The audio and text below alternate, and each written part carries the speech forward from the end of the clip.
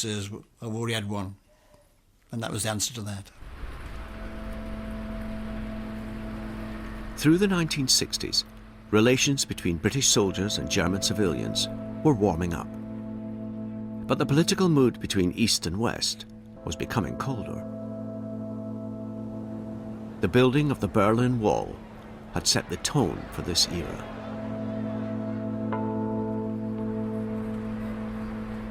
The wall was a hideous sight to see. I flew over it in 1980 with the Army Air Corps to have a look at it, and it looked like as somebody had scored the earth.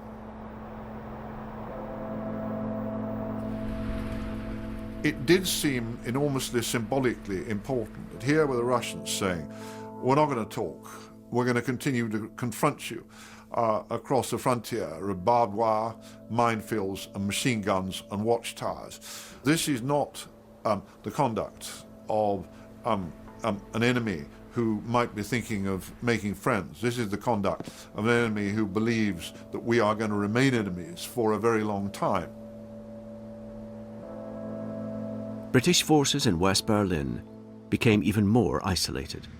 Only the railroad and the motorway linked the capital with the army in West Germany. When driving to Berlin, British soldiers had to observe a strict protocol, as they were watched all the way by Warsaw Pact forces. It was strange to think that you were still in Germany, but to get to it, you had to go through East Germany, shall we say, Russian-controlled East Communist Germany. You drove into the checkpoint, checked, ID card, straight through. Once you were in the corridor, you couldn't stop. You were not allowed to communicate with anybody. If you broke down, you stayed in the vehicle. The Vopos came along, the East German police came up to you, started sort of banging and rattling. You just had a little card with Russian and German writing on it, put it up against the window, and it said, I am a British soldier on duty, please bring your senior officer. Secondly was, when you left one end of the corridor, they radioed through to the other end with your registration number and your time of departure, and you were given, I believe it was 1.5 hours for the trip. And if in 1.5 hours you hadn't appeared at the other end, then they came looking for you. While the vast majority of British soldiers were stationed in the Rhineland, there was a small but significant military force in West Berlin. The presence of the Allies in West Berlin was a symbolic presence. So the Warsaw Pact knew if we harm West Berlin, we harm the Americans, the British and the French. David McAllister is the current Prime Minister of the German region of Lower Saxony.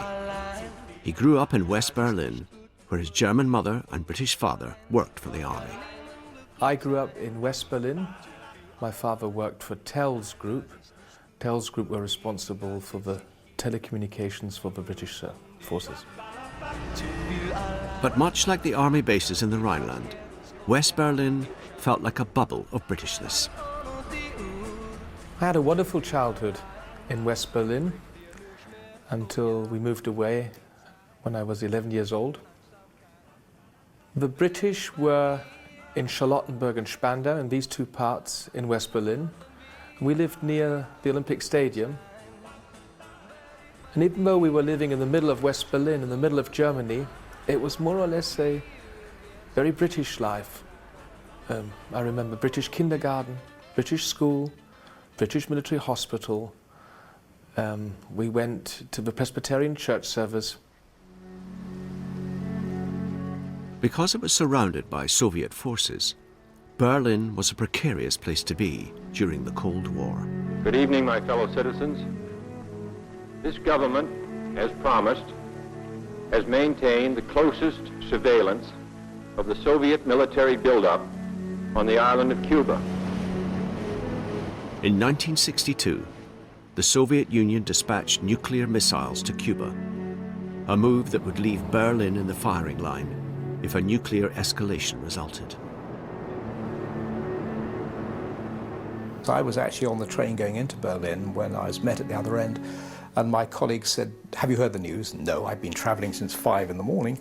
And he said, well, Kennedy and Khrushchev are having a great debate at the UN, and we think that if it isn't resolved, then Berlin's future is sort of in the balance. So welcome to Berlin, you may not be getting out of it again.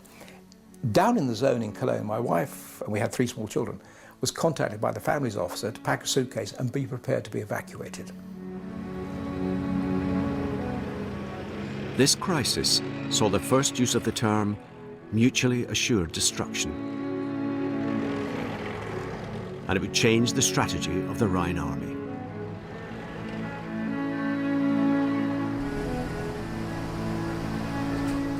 Outnumbered 5-1 by communist forces, it was estimated the British Army would only be able to withstand an attack for 48 hours before having to capitulate. The strategy of the Allied armies at that particular stage was to accept the fact that they would never be able to hold back a major Warsaw Pact invasion. And so all of our training really was to fight a delaying action during which time either the threat of nuclear weapons or, in the worst case scenario, the use of nuclear weapons would stop a Soviet takeover of Western Europe. And British soldiers were expected to fight until the Western Allies launched their own nuclear weapons. Soldiers have an old joke when they say in a desperate situation, well, it's time for a futile sacrifice. Well, the thinking soldiers in Rhine Army always knew that they were going to be the futile sacrifice. The thought was so appalling that you didn't think about it. I mean, you know, one's been since told that as a troop leader, my life expectancy, if the Russians came over, was about 8 hours. And you don't think about that. You can't think about that. So you think about something else and say, life is normal, have another gin and tonic, let's get on with life. In 1968, BBC television followed the 17th 21st Lancers as they trained for war. The film featured a young Christopher Marriott, who commanded a squadron of tanks.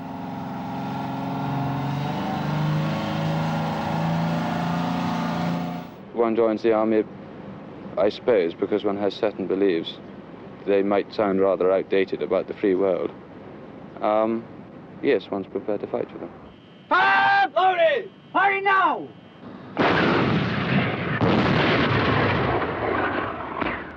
One was very conscious going up and down the border. We used to do border patrols, normally in the winter when it was bitterly cold. It brought it home to one in a big way, seeing the actual border, seeing the towers, the watchtowers, people looking at you, you looking at them. Now, beyond the vehicle track, they've got all sorts of obnoxious fortifications, such as the tower you can see immediately in front of you, which is invariably occupied, and if you look very closely through your binoculars, you'll see 2 chaps looking at you through the windows. We were vastly outnumbered, and I think in hindsight that if they had come across, we probably could have slowed them down for 3 or 4 days unless we had gone nuclear, and that was our whole training actually, was tactical nuclear weapons, trying to corral them into an area and then drop something on them that went off with a very big bang.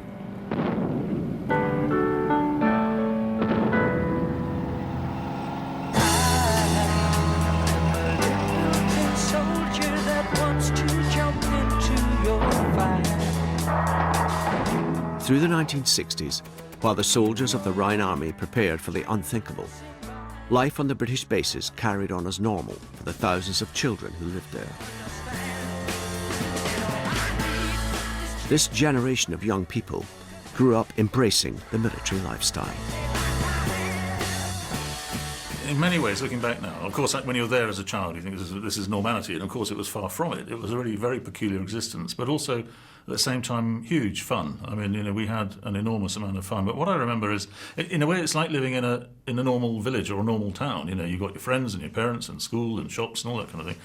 But the big difference was that there was only one job going on. Every single job was in the army. But with so many children living on British bases, it was the army who were responsible for their education. Es war so ein Tag wie jeder. The teachers were actually civilians who were contracted by the British Families Education Service, BFES, and they would provide education in English schools for British Army kids. And those people were specialists in providing a curriculum to children who were being continuously uprooted from one school to another. I think I went to 6 schools by the age of 9. Yeah, I remember very well going to school in Hona, and the school was called Montgomery School, and it was basically a state primary school.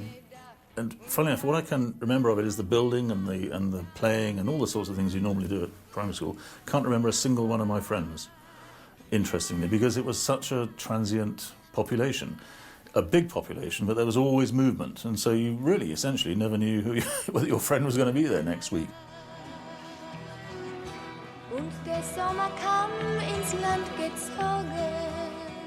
For us, in and around a military base in northern Germany, there was so much debris from World War II, and we'd go off exploring on our bikes and come across a field full of derelict American tanks waiting for a scrap merchant or something to take them all away.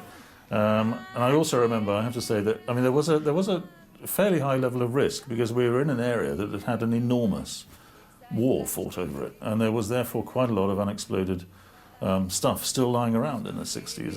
And my brother, one of my brothers, certainly with our family, and a little bit broader than that, acquired at the ripe old age of 8 or 9 a bit of a reputation as a little boy who would bring back something he found near the golf course, and which turned out to be, I don't know, a German hand grenade, and then there'd be an enormous panic as they got the bomb disposal people in. But even by the late 1960s, old wartime prejudices among British